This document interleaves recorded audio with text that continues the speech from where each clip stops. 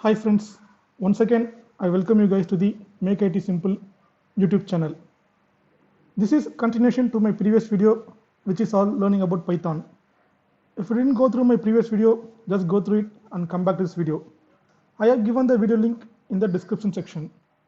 So far we have learned how to print a message on terminal window with the various types of variables. In this video I will show like how to get or receive input from the user in the terminal window and print those values in the terminal screen. Let's get into the demo. Here similarly I will be creating a new file, the Python file, naming as demo-input, and the extension will be like python.py. That's it. What I will do is like here there will be like an inbuilt function to receive the input from the user, which is the name like input. So input of the question, what is your name,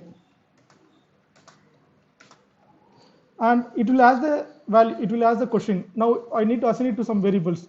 For that what you have to do is like I have to store it to some variable, right? So I'm just giving as name equal to what is your name, and I'm just giving the question mark, and I'm just giving some space. I'll tell you like why I have given a space next to the question mark and between these quotes. And I just need to print this name. Just I'm giving print, and I want to some customized message like hi, and then the name, I want to print the name plus name. That's it. So what we'll do is like if run this function, for that what I do is like I just right click on this and run this demo input. In the terminal you can able to see it will ask a question like what is your name, and see here the cursor will have some space. That's what I have given a space here when asking the input like what is your name. Next to the question mark we have few spaces. So similarly to see the differentiation between the cursor and the question mark we have the space. So I'm just giving like demo April 11, and if I enter it, it will just get printed over here.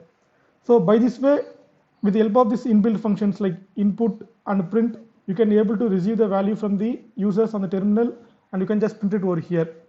Inbuilt functions are nothing but it's a common task functionality such as like printing the messages or receiving input. There are a lot of inbuilt functions we have. For an example, real-time example, I can say as like the TV remote control. It has a lot of features that is like built in with switching TV on and off, controlling the volume, and also like the menu systems and all. So there are some inbuilt functionalities.